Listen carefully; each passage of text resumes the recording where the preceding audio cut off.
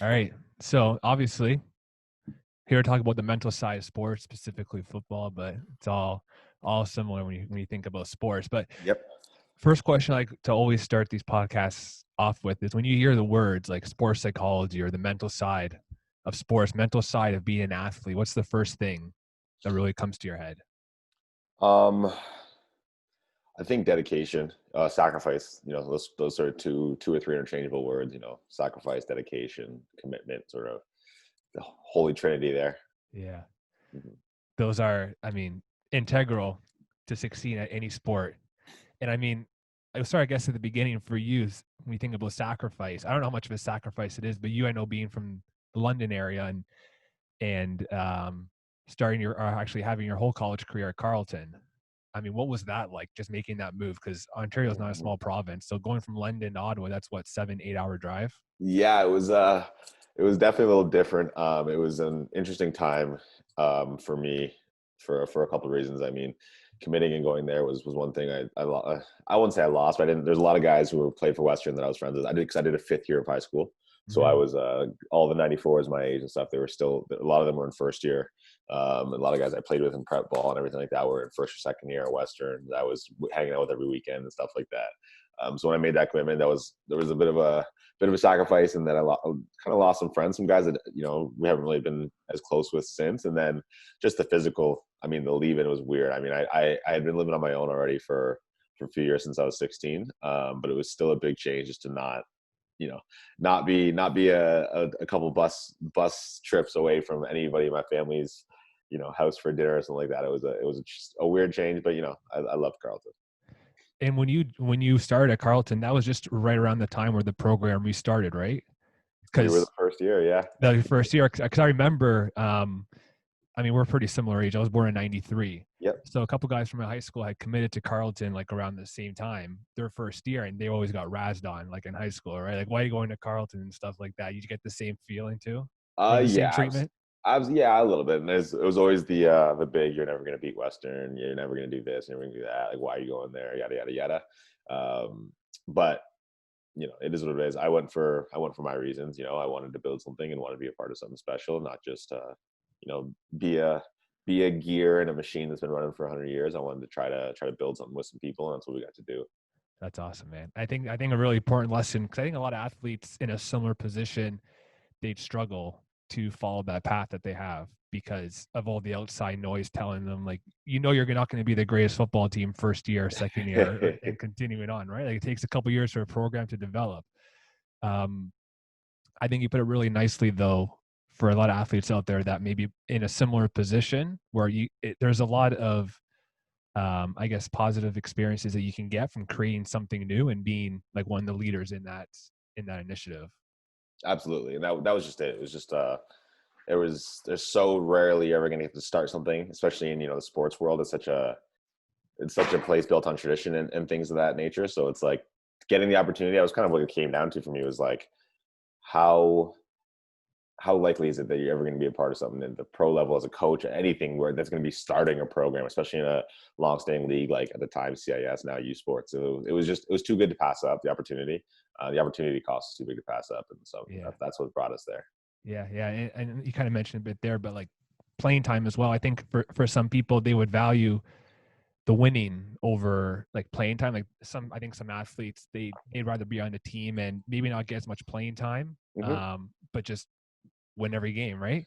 Whereas kind of in your position, you going to Carleton, I mean, still some successful years, of course, but you were Hmm. able to kind of step on the field from day one. Yeah, for sure. And I mean, I wouldn't say that was what 18-year-old me was thinking. I mean, he was pretty dang full of himself. He thought he was going to play no matter where he went. Right. To be honest, I think it was more just realizing that the value and the weight of each one of those victories was going to be so much bigger when we did it from scratch. We all kind of thought, we all sort of knew, yeah, we're probably going to 0-8. Maybe we'll squeeze one or two out from two of the lower teams in the first year, but we all knew like there was no playoffs the first year.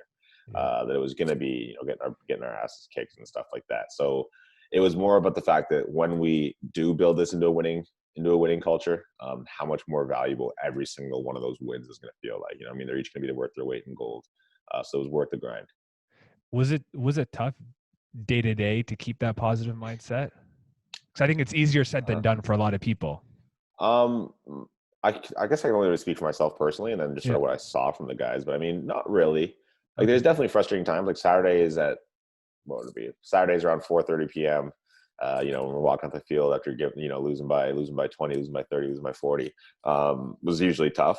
But it was always those grains of salt, right? Like you get into the film room the next day, and we had an incredible coaching staff. Coach JP our offensive coordinator, would show the film and say, "Look, they didn't. This is the reasons why you beat yourself. Boom, boom, boom. And then, oh, but look what you've done better than last week. Boom, boom, boom." It's like, okay, so as long as we're seeing that, when you see the progress, when you see the light at the end of the tunnel, it gets a lot easier to handle some bad outcomes. And we Yeah. weren't very outcome driven. It was more, process driven. We all bought into that. So I know I myself have bought into that. I know our receiving core bought into that. And so it just takes time, and that time was okay because we had it. Yeah. That the whole process versus outcome focused mindset. I mean, that's I think one of the most integral pieces to being a successful athlete where you kind of look at the process. I think the focus has to be, like you said, on the process and just getting better every day. And 9 times out of 10, as long as your process is there, the outcome is going to eventually come. But when you're too outcome focused, I think people, they have the tendency to just be so hung up on those like external stats, like wins stats, catches, whatever it may be. Hmm. If your process is there, that's giving you the tools to succeed no matter what you go in life, sports or I mean the different ventures that you've had since. But that Yeah. process is the foundation. Without a doubt. And I mean, you have to think that way. There's obviously value in prioritizing wins and whatnot, but if you let that get out of whack, if you let, like, obviously the process and the priorities get out of whack, then it's just so flawed. It's like, Yeah. you can't just pour gas into something that there's no, if the engine's not there and it's not working, and not having a firm grasp of that, is a failure of coaching, I think, usually. And we were lucky enough to have some great coaches.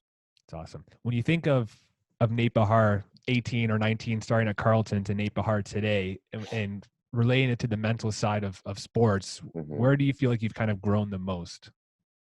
Um,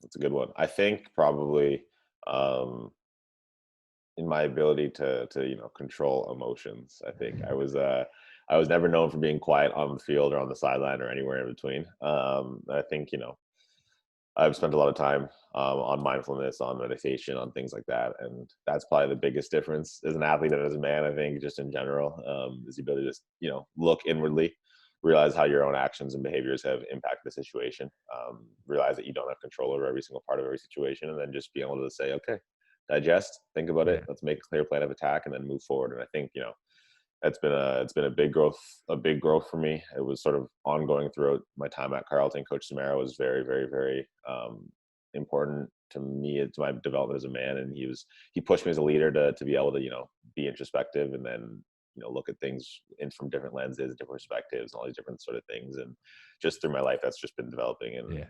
probably the biggest one.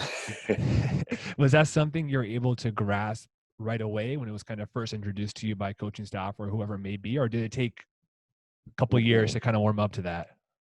I think it just sort of comes in waves. Like, you sort of have like, sort of have moments and things that just sort of teach you. I mean, I think, sort of mindfulness and, a little more holistic, approach to wellness in general has been sort of instilled in me. Like my mom, would be, she's going to become a naturopath. She's very in line with that sort of thing. My father's super spiritual as well. I think those sort of, play a bit of a factor. But then, putting it into practice for yourself is different. I mean, it's hard for some 18-year-olds to just say, hey, I'm going to just start meditating, doing this, that, and the third. That's not what happened. But, I, as a leader, handled a certain amount of things, way too many, poorly. Coach Samara and I would sit down, you talk about it, and, hey, why do you handle things like this, X, Y, Z? And okay, you start to think about it, and then, same sort of things happen in regular life, and how you handle things in relationships and friendships, and all these different things. You start to, okay, there's trends happening, and then, Yeah. that I've always known how I am on the field, and then you sort of see them all come together, and it's just, I think I got lucky that there's people that would call a spade to me, and call me out for certain things, and in the best way, with love. And it's manifested itself in this way now.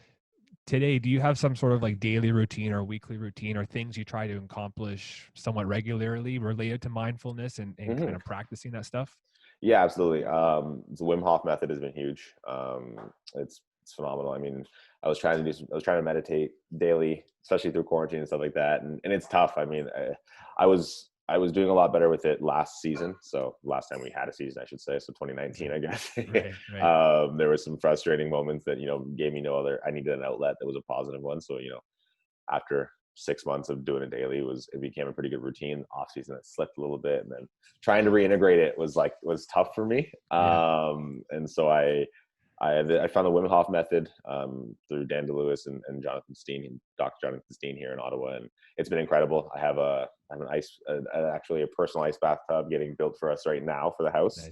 That's going to come in. Yeah, they're incredible. Immersed chillers based out of Kingston. They're making us one. Nice. So that's going to be that'll be plugged into the daily routine. So some breathing techniques, cold tubbing, all that sort of thing in the morning would be awesome. I've tried cold tubbing a couple of times, and I mean, I think that's a perfect example of how mental just something like that can be. Because I think for me, I almost psyched myself out before I got into it. I had this impression that it was going to be so cold and I couldn't do it, and then I was like, I was defeated before I even started. I mean, I guess resources are a bit limited now, because I was going to say my gym had one, but people can't go to the gym and stuff right now. But I think that's just a perfect example of training the mind and knowing that even though your body is telling you one thing, your mind can tell you a different thing. And that's just it. If you can control your breath, control your mind, you control everything. I mean, that's essentially everything that goes. That's all the output a human has. Is control your breath first and make sure that you're in your right space, and then it's going to clear your mind and put your mind in the right energy, and then the rest of it just takes care of itself. We all have an optimal self. It's just about putting ourselves in a position to be that person. Yeah. I wanted to go back for a minute, because I know you were talking a bit about emotion, and I just did a podcast the other day with Wayne Moore, fellow CFL star, and we were talking a lot about being logical versus being emotional, and it kind of made me think a bit there of how hard I think that is for athletes to do, because especially football, because football is such an emotional sport. Like there's contact, you're going out there to quote unquote kill somebody, you got to hit them, you got to run through them, whatever it is. I think it's one of the more underappreciated aspects of sports is taking the emotion out of it to a certain extent and placing logic when it's needed. Absolutely. And I mean, you see it in even at the highest levels of sport, especially in contact sports, like you said, it's like you can be that freak. You can be that specimen on the field who's 6'3", 250 linebacker who can run a 4.4. But that's not enough, right? Like you've seen those guys come in and bust and become nobodies in the CFL and the NFL and just sort of fade out of the league. But then you see guys who put it all together, who have the ability to turn that emotion and funnel it in the right places, but also are just known for being so cerebral, so strong-minded, so having such a great, understanding of playbooks, of tendencies, of all these different things with their opponent. And it's just like, it's so obvious that, you need to be able to process. And so it's finding that middle ground, because even Tom Brady, one of the most cerebral athletes, probably the most cerebral athlete in football, at least of all time, he's fired up before a game. His pregame routine, he jogs on the sideline and does his stupid little yell. I'm not the biggest Tom Brady fan, but I give him his respect. He does his yell, and he's fired up. You see, he yells at players, he yells at his teammates, he yells at coaches, but it's the ability to not let that passion that's giving you your energy, that's giving you, the fuel in your car, to be the reason that you lose control of the car.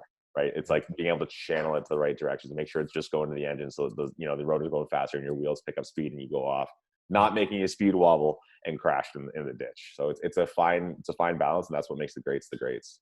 You mentioned Brady and his pregame routine. What's your pregame routine generally like? That's another thing that's shifted a lot, to be honest. It used to be, dreams and nightmares and everything, all the T Grizzly and the hype rap songs.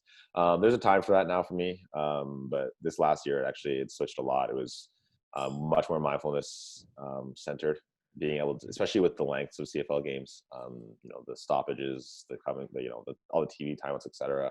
I really shifted gears. A lot of this was due to Brad Sinopoli. He's one of my good friends. He's a bit of a mentor. He's a great role model in so many ways. But being able to come at things just a little more calm. I mean, you put all this work in. You don't need to be, at least from where I stood and what I've grown into, is like, I don't need to be screaming and hollering. Like, I play better when I'm having fun. The best way to have fun is to play well. The best way to play well for me is to find that bit of that calm. So it's, meditation. I get to the studio pretty much. We do a quick meeting. It's a good 10 to 15 minute meditation.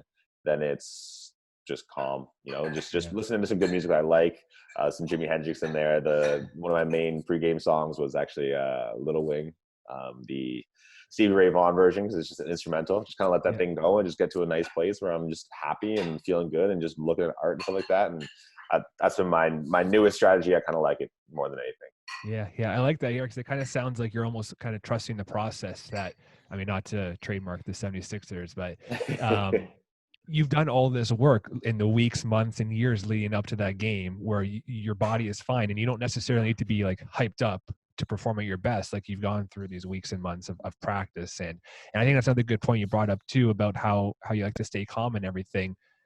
I think people have a tendency to see somebody like Tom Brady get jacked up or like Ray Lewis get jacked up, and they feel like that's what they have to do to play well. Mm-hmm. But that's obviously not the case. I think it's all about trial and error and finding what works for each athlete specifically. Because for some people, that hype up does work. For other people, a more calm approach like yours, that works for them too.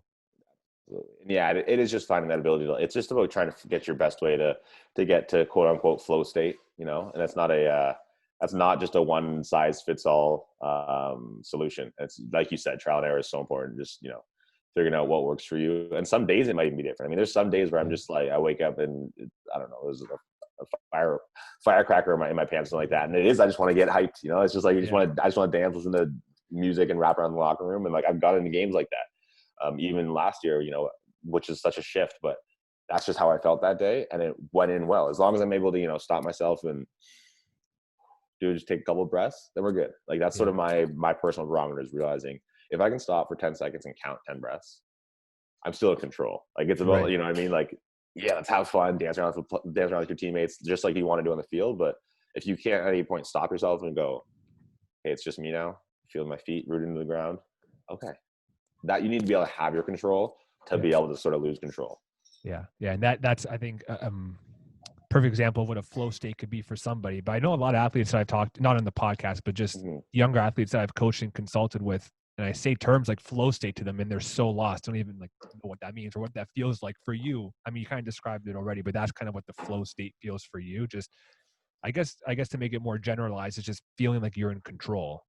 Yeah, I think, and like my personal flow state is just like an untethered, like calm. It's almost like the noises around me, they usually dissipate and just kind of sort of fade to nothing. I don't usually recall the things outside of the one thing I'm focused on when I'm in flow state. Like I know the day after a game, or like even in that couple hours after a game, if I was where I needed to be, because it's like, I couldn't tell you how many people were in the stands. I couldn't tell you when they got up and screamed. I couldn't tell you X, Y, Z, but I can tell you every detail, every single play. Oh no, if I was 6 inches right, I would have had that block a little better. Wouldn't have been holding, all those different things. It's like, I know what mine is. I can't speak for anybody else, but you do. It's just about, this level of control. I think also this obviously is a heightened level of focus that goes past, just your X's and O's, but the app, like I could feel my calf muscle rippling in the, just all those little things that you wouldn't necessarily be in tune with.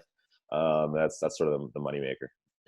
I only started doing yoga like recently, but I feel like I kind of achieved flow state through that, where like I do a whole yoga routine at the end. I don't want to like butcher the name, but was this Savasana or what's Shavasana, sorry.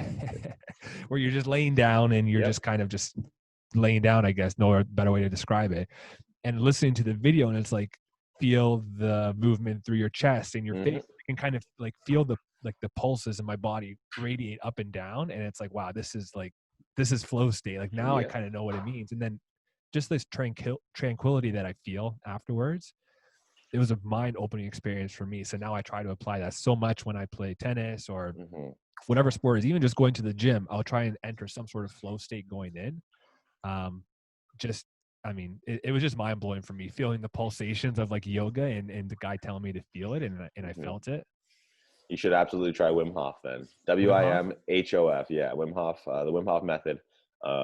It's breathing techniques that, it's essentially what we all try to do with meditating, but it's, like a booster to get you there. Because meditation is hard. It's hard to do. It's so hard. Yeah. And Wim Hof, because it's a little more guided, a little more active, you get to those same benefits a whole lot faster and a whole lot simpler. Yeah. It's pretty powerful stuff. I've tried meditating sometimes in the past, but I feel like I have such a tendency, and probably not just me, but tendency for like these distracting thoughts to come in and they just Hmm. stay in my brain. My tennis coach was telling me though that the point of meditation is to be able to accept those thoughts, I guess, and then just let them go. Is that kind of, Exactly. yeah, I Yeah, see you nodding your exactly. head. Yeah, yeah. 100%. And in sports, it's so important. You know what I mean? Like as a receiver, you guys have been working all week on one play that's supposed to be your touchdown play, and you finally see it signaled over, or you hear the quarterback start calling it, and like every one of those thoughts comes in, and it can be all the doubts, or oh, they're going to play the wrong coverage, this isn't going to work, all these different things, and the ability to just okay, and just do it. Yeah. Let the rest of it play out. Focus on what you control. And those working on those sort of things and mindfulness are so important to get to a place where you can do that sort of thing. Yeah. I was going through some of your past interviews and I can't remember the exact date of this interview, but there's a quote or a line that you said in it where you said that you try and keep a tally in your head throughout the game of the routes that you won and the routes that you lost. Hmm. Is that kind of part of this whole mindfulness package, or is that something a bit different? That's almost more of a like a little bit of a score system, a little bit of a Yeah. self motivator, a little bit of a receivers hard, especially in pro ball. And if your offense isn't thriving, you're not gonna be able, you don't run a whole bunch of plays. There's not a whole lot of balls to go around. So it's kind of just the thing as a receiver. It's like you go crazy otherwise if you focus just on okay, I had 3 targets, or I had 6 targets, or I had Yeah. 5 catches. So it's about no. Every single time that everything that I can control, I'm gonna account for, and how well I run my route, how hard I work on the backside of a play, all these different things are things I can control. So keeping that tally of like, okay, I ran 6 dog routes against this guy. I ran 3 of them this way. I ran 2 of them this way. I ran 1 this way. I made them work. Like I made them work here, there, and bam. And it's all just a way for me to keep track of it and hold myself accountable for my work ethic. Yeah. I guess another perfect example there of being process versus outcome focused, because Hmm. that's the process of being receivers running those routes. And Hmm. there could be a million things that happen in between the snap of the ball and the quarterback releasing the ball that you can't control. So your target might be off inaccurate. You might not get a target at all that play, but you still could have ran the perfect route. So that's still, I mean, I think that's a great exercise for a lot of receivers or any position in sports where it's possible is score what you can control. You can't Exactly. control necessarily if the ball's thrown to you, but you can control the route that you run. That's just it. Is you go crazy if all you can think about is other people's jobs. Yeah. Yeah. A game I like to play in this podcast is I have a collection of sports psychology quotes. Hmm. I have about 23 of them. We also won't go through all 23 or be here till the next CFL season, but we'll go through a couple. And I Hmm. just always find this intriguing. I'll read you the quote and then just reflect on it a bit to me, maybe a point in your career where the quote like really rings true. Okay. But do you have a number between 1 and 23? 11. 11. This one is from Serena Williams, obviously legendary tennis player for those that don't know who she is. But she said that she decided she can't pay a person to rewind time, so she may as well get over it. Yeah. Honestly, that sounds like it would fit well into my 2019 year, into my last season. Yeah, Yeah. just hey, let it digest it, learn from it, let it go, and move forward. Was that something that when you say that was something that you struggled with during that year, or just something that really helped you during that year? I think it would. Yeah, it would have been one that I had to accept, learn from, and then apply. Because before that, it wouldn't have really been something that it was my strong suit. I'm been a dweller, been a bit of a worrier, been a bit of a hold on to things and fight them. Yeah. So I think that's something that I had to learn this year or last year was things have happened, process it, learn from it, move on. Yeah. I think I think that's obviously a perfect mindset. I'm just thinking to a lot of the younger athletes again that I've talked to in the past, and they really struggle with that. I Hmm. think really with the growth of social media, maybe not so much at a high school level, but as you get into college and whatnot, like there's more media attention or national news attention, whatever it is to a sport, and you mess up, and someone's going to keep reminding you over and over again, right? Hmm. Um, Absolutely. I think that just speaks to the key of just plugging out when it's necessary. And it's Hmm. hard because social media is what it is. But I mean, if you're really struggling with it, I think the best option is let go of it if you can. Without a doubt. I mean, it's I think it's just sort of the way that we all are now. Anyways, we're we're all so dang hard on ourselves. It's also what's going to make you a great athlete in a lot of ways is like, that desire to be perfect, and your hunger to continue to improve, and not rest on your laurels or just be good, all those different things. But there's a line of diminishing returns, and I think that's where that quote comes in. Is like, you're not actually getting better when you dwell. Like, take it and process it and use it, and then use it and apply it to the future for how you can improve on it. But dwelling, letting it suck your energy and those sort of things is a common mistake, I think, for athletes, and that's where you lose a lot of ability to grow. Yeah, it's a weird balance, or I guess more of like a double-edged sword for athletes, like being so having that perfectionist mindset, I guess, because in some instances it can help you and give you that like ability to work hard and that motivation and that dedication to put in the work you need to put in. But in other instances, it can hold you back by letting you dwell on what's happened. I think it's about finding that equilibrium. Without a And doubt. yeah. Without a doubt. Yeah. Let's do one more quote here, man, before we wrap up. You have another number between 1 and 23? 19. 19. This one is from Mike Singletary, legendary NFL linebacker and head coach. He said his favorite part, or actually, I'll phrase it actually word for word. He said, "Do you know what my favorite part of the game is?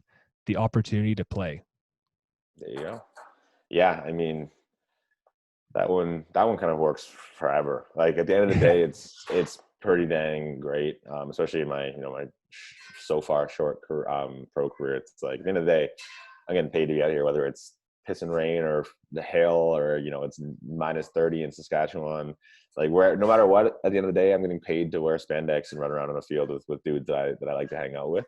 Yeah. That's been one of the it's one of the most important things to remember, especially I feel like the higher you go and the more pressure sort of put on, and the more things become less about just the game. Like, in pro sports, let's be honest, it's so little of what you focus on throughout the week is just about playing the game and enjoying playing the game.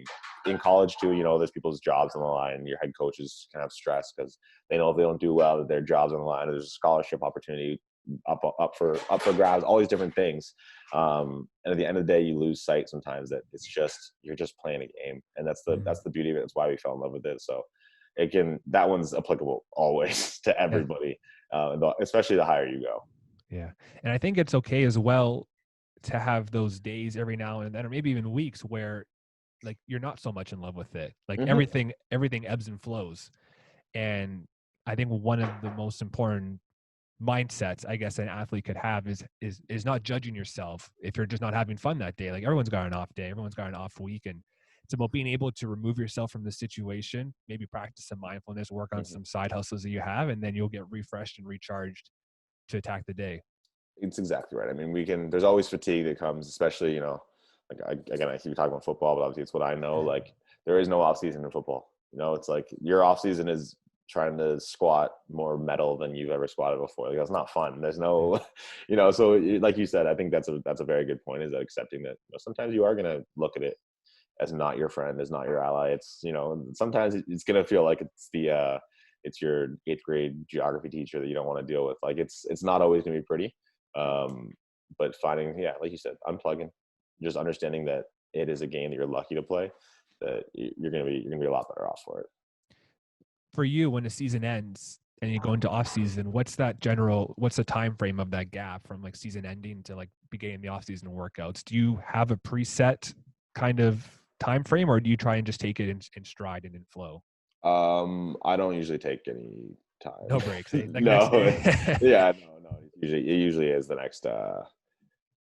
Maybe it depends when we play. If we play on a Saturday, then I'll be in on the Monday. If we play on a Friday, I'll be. Yeah. But they might not be the crazy most hard workouts, but there's things to improve on and fix usually, as well as like especially like I don't like to rest on November through December, because then January, when I get in for like full lifts, it's gonna just be hell. I'd rather just chip away at it, build back up, and then hit January full speed where I'm enjoying working out. Because there is that moment, right? It's like when you haven't worked out in a while, you can't enjoy it until you're like strong again.